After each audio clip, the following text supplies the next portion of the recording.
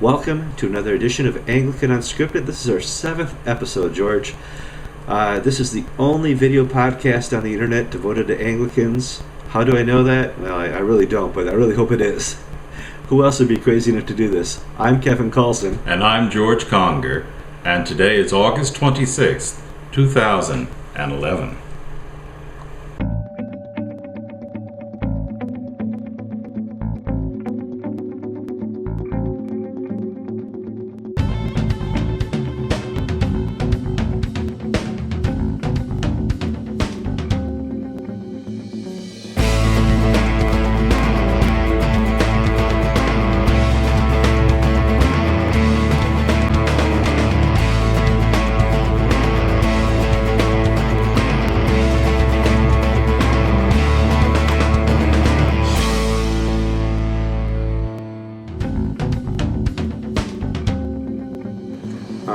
Let's talk about what we call the blog effect.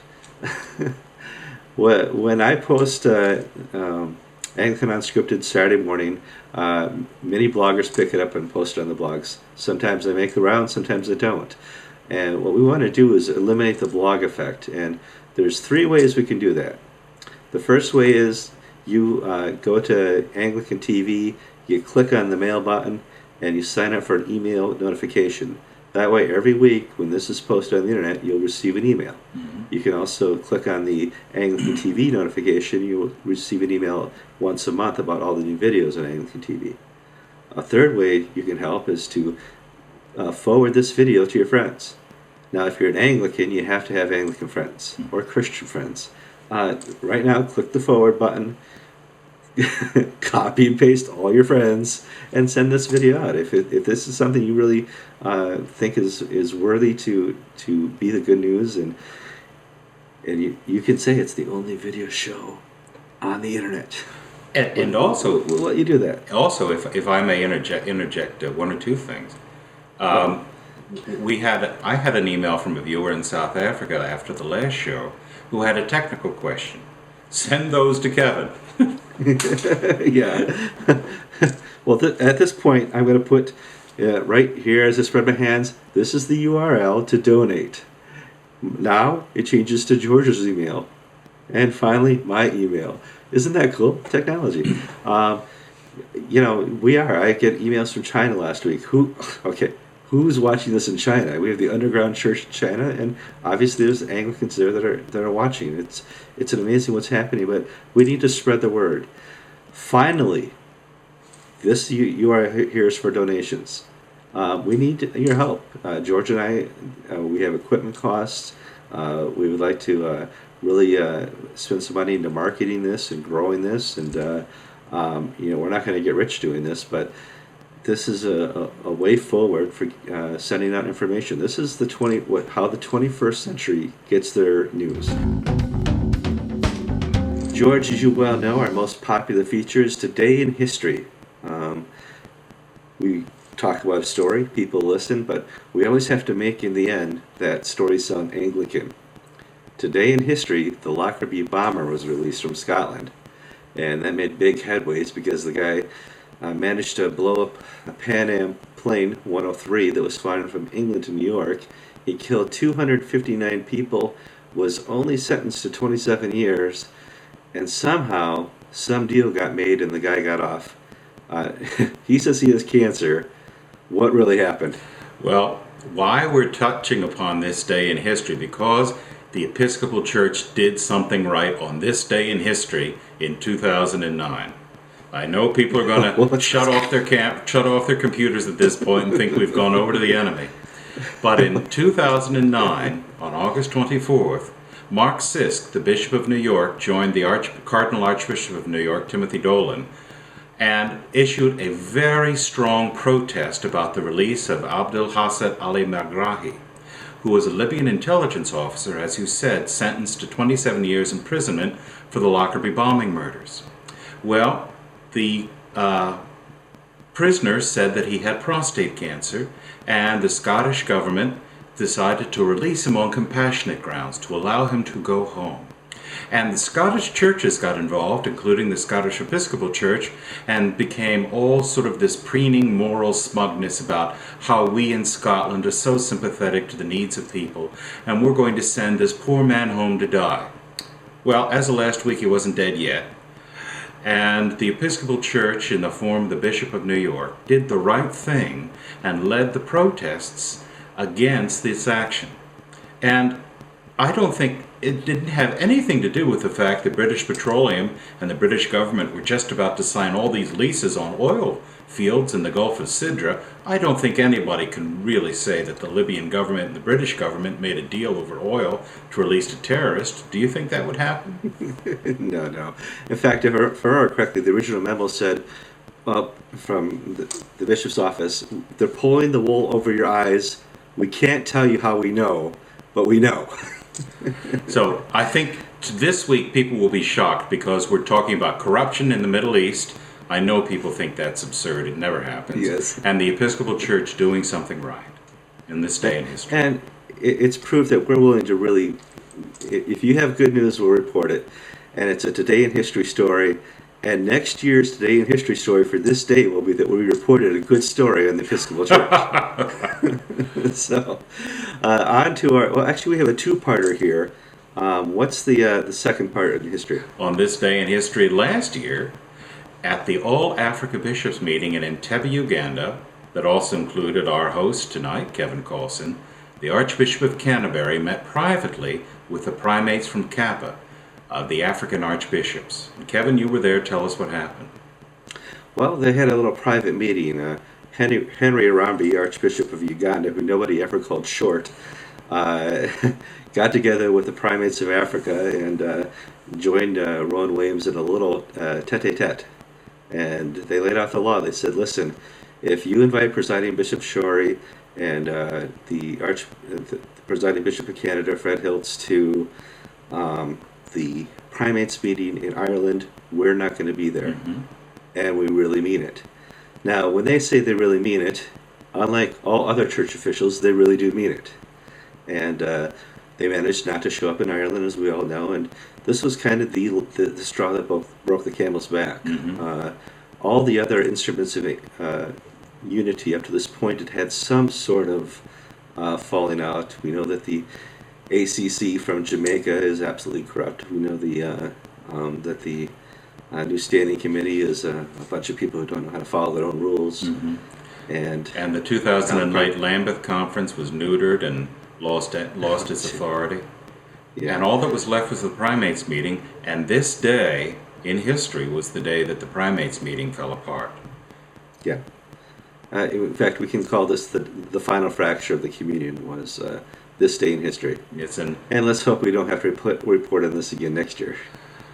True, but that we've got the Anglican right at this stage. It's really hard to see a way forward. We've got an Anglican covenant that doesn't seem to be going anywhere. Doesn't seem to have any teeth, and the Conservatives think it's too weak. The Liberals think it's too strong.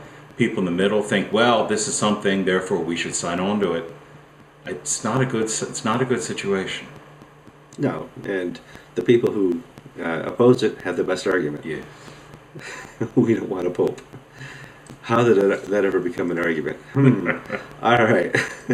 Let's take a quick commercial break.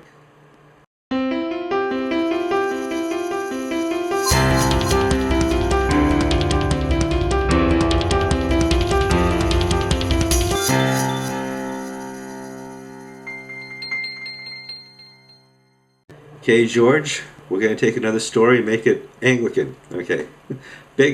I know. How do we do this? It's the last week of August. We're stretching. We're really stretching. People going, these two guys on Anglican TV. It's like Anglican GQ, No. It's not. No, good. Oh, yeah, I know. Stretching. Okay. So the big news this week was Wednesday or Tuesday. I forget now. It's almost a week later. We had an earthquake in Washington, D.C. Mm-hmm. And it's notable because we never ever have earthquakes on the East Coast unless it's something political and it ends up on CNN or Fox News. But lo and behold, sometime between 1 o'clock and 2 o'clock, the earth rumbled and shook in Northern Virginia. Facebook was all aflutter as people go, "Oh my gosh, earthquake! It's still going on." It was a 5.8er. Mm-hmm. Okay, now on the East Coast, that's like a 12.0. On the West Coast, that doesn't even wake them up.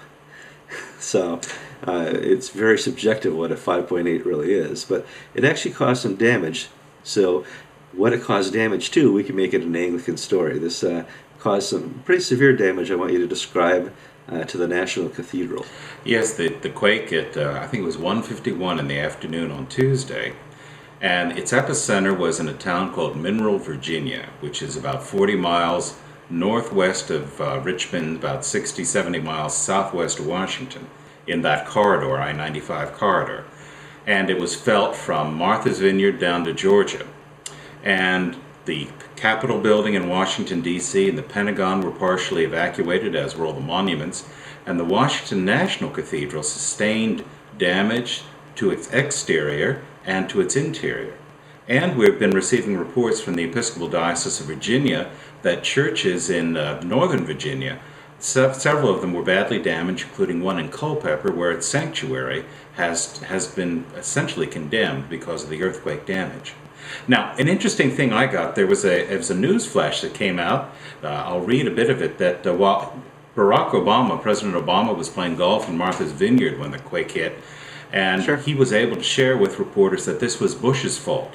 Evidently, underneath Washington, there's a geological fault called the Bush Fault, and every time, yes, it really is. And well, sadly, Obama inherited that. Yes, he's inherited the earthquake problem too from President Bush. Well, there's a new problem coming up the East Coast that we'll talk about a little bit later.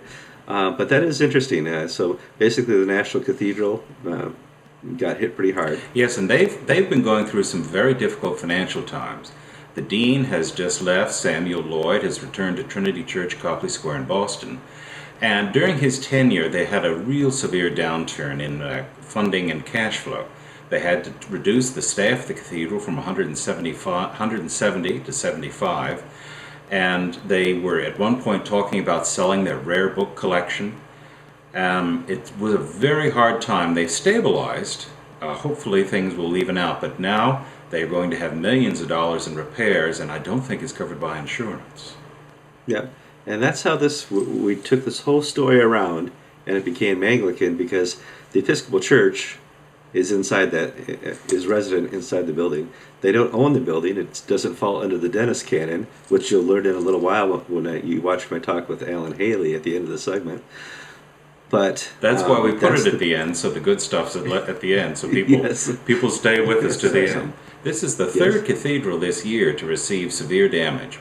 Remember the Christchurch in New Zealand, that the cathedral is going to be condemned. It's unsafe. Its main tower came down. And the cathedral in Sendai, in the Diocese of Sendai, I think, Diocese of Tohoku in northeast Japan, that was the one that the earthquake, then the tsunami hit it. So there's 3 so far this year. And we've seen a lot of seismic activity, a lot of weather activity. It's just been, I'm getting to be an old man because I start watching the Weather Channel first thing in the morning.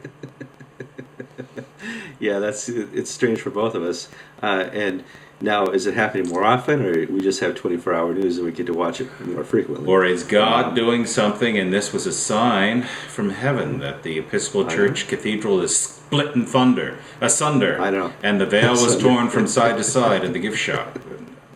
This would be a good time to review Revelation, and we'll pick it up next week. And who would you suggest the beast is? I have a few candidates I don't myself. know. I really stay away from politics, you know.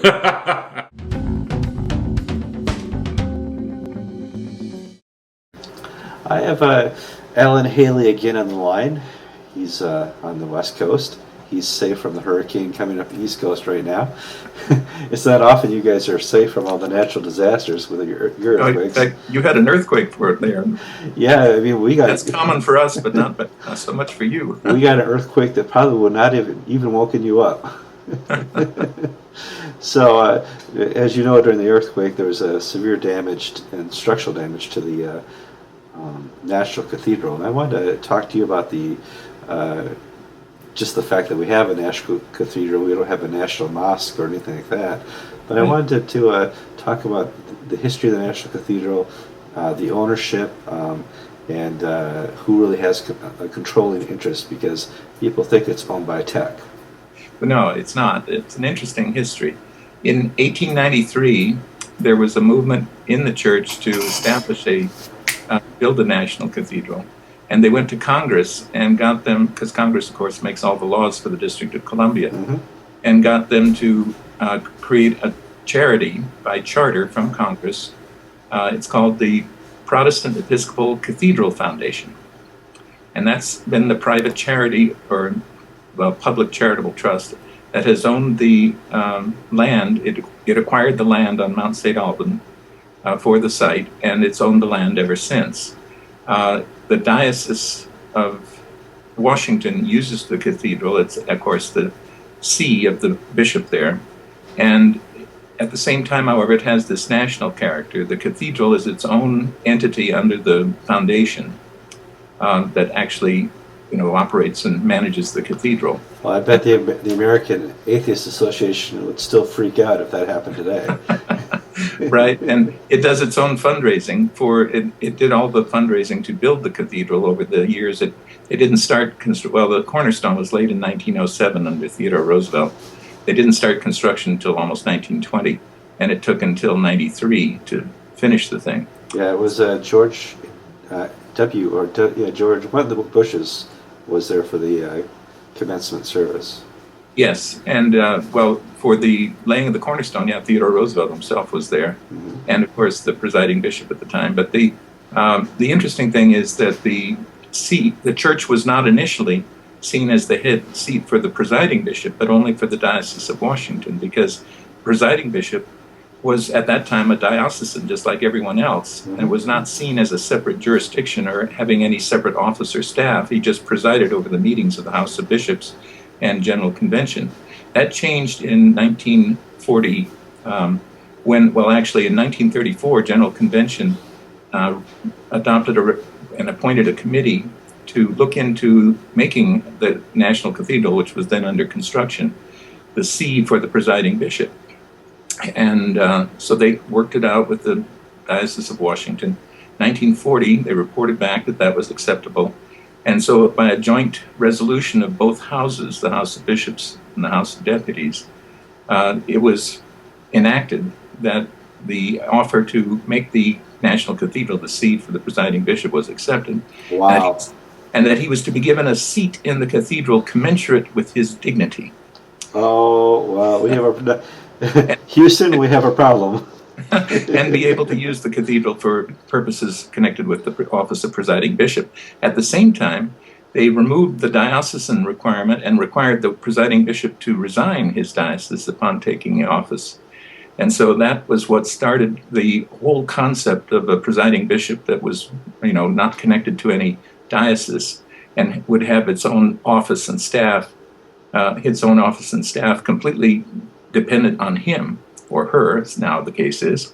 And so that began with the appointment of Henry Knox Sherrill as presiding bishop, in 1948, 1947. That was the beginning of the modern era of the huge bureaucratic staff at 815. So that's what we moved from having this organization at the cathedral. We moved to New York and had it at 815. Exactly.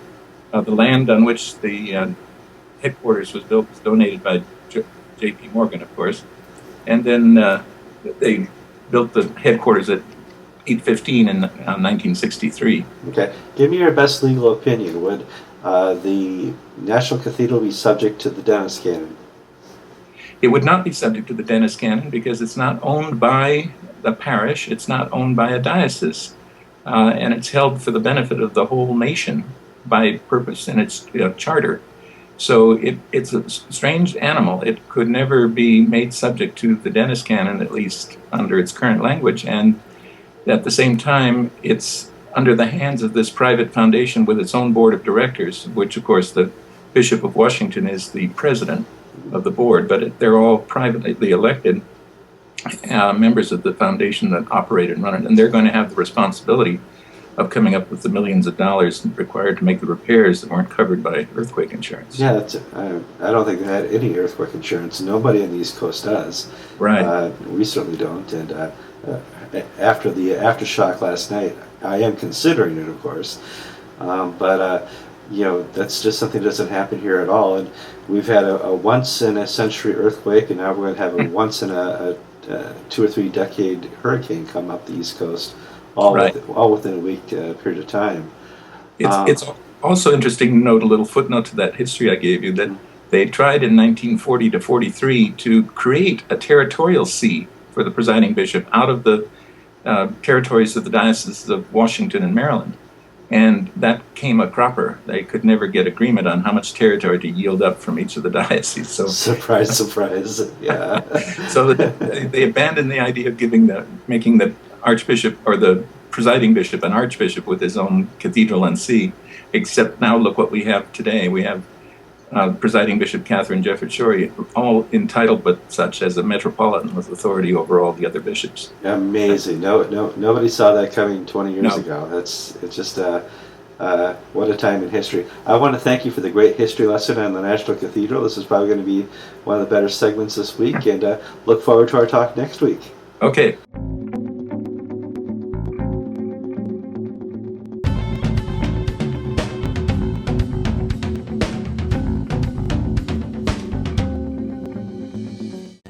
Okay, George, story 2, and we'll make this story Anglican, trust me, okay?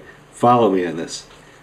Story 2 is Steve Jobs announced that he's resigning as the chairperson, CEO of Apple. Big news. For 34 years, he's been on and off at Apple, and in his last term now at Apple, he's just created a phenomenon of technology that people no longer need, but they want.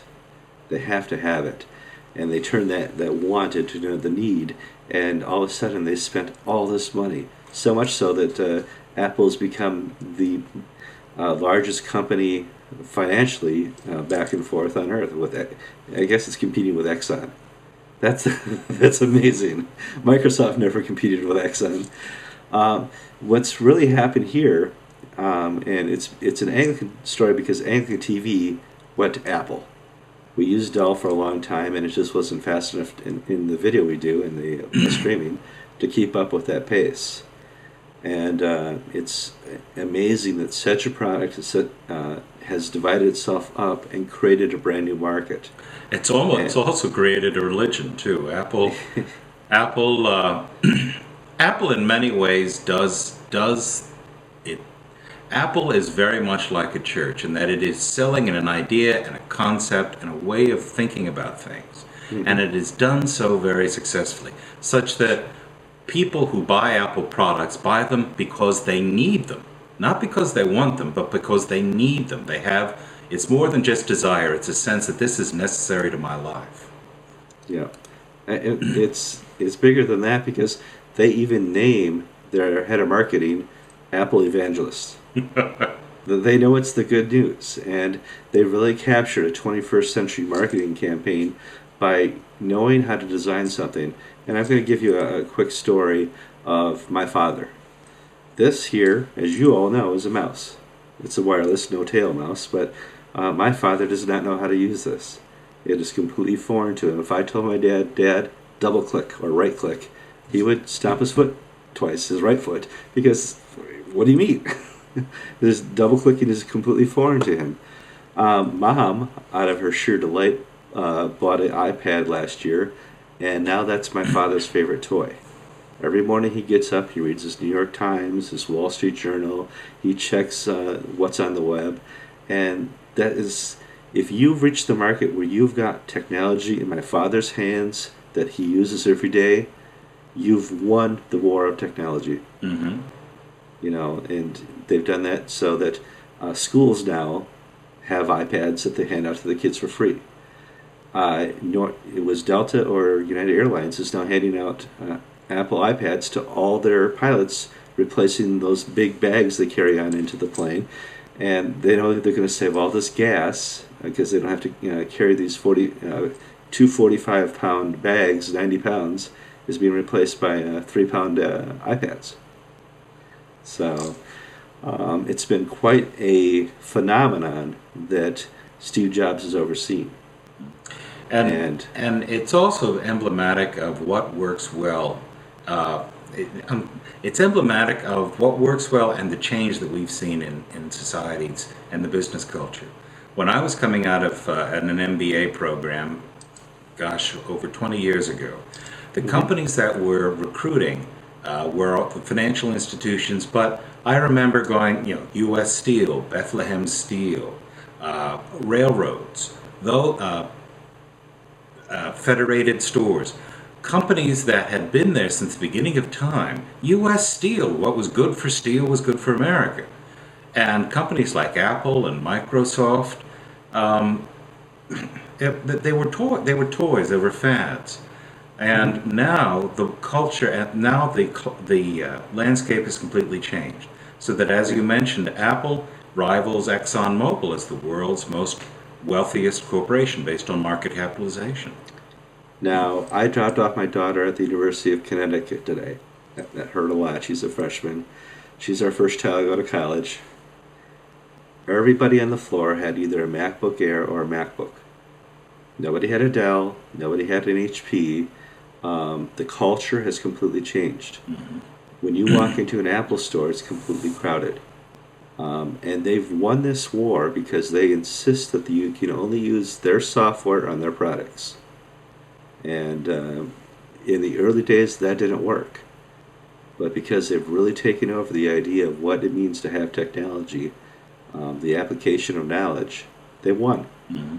And I would not be surprised one day when business places like IBM are not ordering Dells or HPs for their desktops, but they're ordering IBM or Apple computers. So that's the story of Steve Jobs. He has pancreatic cancer. We certainly pray for him. He was diagnosed in 2004. He had liver surgery last year, and we certainly pray for the best. But it's going to be very interesting that a technology company will be the #1 company in America for years to come. Mm-hmm. Okay, George, we had a great lead-in with the Apple story into the economy. Now, how is the economy Anglican? We'll get to that. But right now in America, the economy went from bad to worse. Globally, the economy went from worse to worse. I know worse is not a word, but here at AnglicanTV, we just made it one.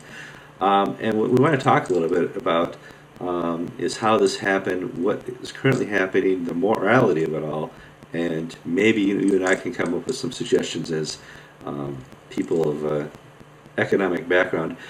You wear a collar, but you actually went to get a business degree somewhere. You went to a place called, I'm trying to think, it's Harvard. If I'm not mistaken. I eat with a knife and fork. I don't pick my nose in public. You cannot lay that down on me. I'm not a Harvard man. No. You're a Yale guy, aren't you? I went to Duke, Yale, and Oxford. I'm still paying. Wow. Okay. So yeah, that explains a lot. So you graduated with a business degree from Yale. I'm an entrepreneur. I've owned several businesses and founded a church and a couple ministries. You and I could pretty much do a tete-a-tete on the economy. It's not looking good. A prime example is the current Fed chairman, Ben Bernanke. He came out and said, for the next 2 years, the interest rate is going to be near zero. Yes. Which, let's interpret that. That is a remark compared to what Alan Greenspan, the former Fed chairman, he would have these wonderfully nebulous statements that people would try to interpret as to what he meant the economy was going to do, and Bernanke comes out and says next 2 years there's going to be no growth in the economy. Things are going to be bad for the next 2 years. Which you and I can interpret because we have economic backgrounds. That means I have no faith in the American economy for the next 2 years. Right. Small businesses like yours are not going to hire people. There's not going to be new investment because we don't know what's going to happen. If you put money out for for equipment, you may not be able to pay for it because your cash flow may not be there. You're not going to be able to afford to hire somebody because it costs you to train them and to provide benefits. And if you don't have the sales revenue to cover that, you're not going to jump and do something like that. A church is not going to hire a receptionist, move her from part-time to full-time if they see that the people in their pews are hurting, because they're not going to be able to support their levels of expenditure. Right. Now, the problem in Europe and America is we have what's called entitlements. If you are an American from Franklin Delano Roosevelt on, you are entitled to Social Security, now welfare, Medicare, Medicaid, food stamps, MTV, early school programs, lunch programs. I mean, you cannot list in a 5-hour show of Anglican Unscripted of all the things you're entitled to as an American, or as an illegal immigrant, or as a child born in America of an illegal immigrant. It's unfathomable the money we give out. They print. I thought it was 20,000 checks a day. I think it's more. It's 120,000 checks a day from the Federal Reserve sending out this money to everybody. We're spending 48 cents of every dollar is gone. I'm sorry, 48 cents every dollar is borrowed that we spend, and that's unsustainable. Those 48 cents are borrowed from you and me, and from the Chinese and the English and the people abroad. But the thing is, it's not that we don't have enough money coming in. It's that the money going out, the spending, is out of control. Sure. And why this is an issue, this is a Christian issue, because people on the left, the Christian left, I'm thinking of Jim Wallace, the editor of Sojourners magazine, was describing the recent budget and the debt controversy in Congress as a moral issue. And what he meant by that is that we have a moral imperative to take care of the poor and give these poor people money. Well, the debt issue is a moral issue, but the moral issue is we have a duty not to leave our children and grandchildren impoverished because of our profligacy. You know, our government is creating a class of people in this country who don't and will never work, who will be from cradle to grave clients of the U.S. government that other people are paying to take care of. And we're very quickly becoming a European nation in this sense of having a permanent class of underemployed, undereducated people with no hope, no future. And you wonder why there are riots. Yeah, and we had early riots with the Watts riots and stuff like that dealt with these types of issues. A two-class society. There is an example in the New Testament, or God's example of I'm not going to say tax collection. He doesn't collect taxes. He asks people to give, and it's called the tithe. You are, through your worship and honor and obedience to God, you give 10%.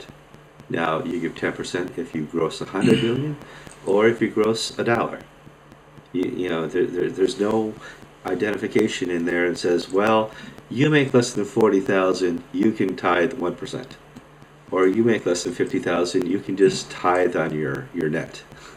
It doesn't work that way, because God, in His fullness, understands that there is a principle of inclusion and putting into something that you're a part of.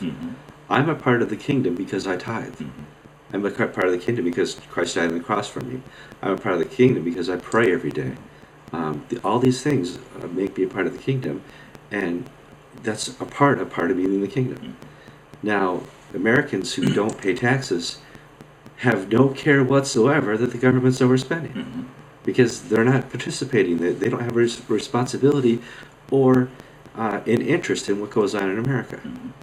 If everybody paid the same rate, and economists have been saying, many economists have said this for a long time, if everybody just paid 10% to the government, and the government knew that they could never overspend that 10%, we would easily make our, if you took out the loopholes too, yes, there's loopholes. If you took out all the loopholes and you gave everybody a flat tax, things would be much better in the long run. See, what I think we need people to understand is that government policy has moral ramifications on what it does to society. By encouraging women to have children out of wedlock, in other words, another baby, more money, you are destroying the family unit.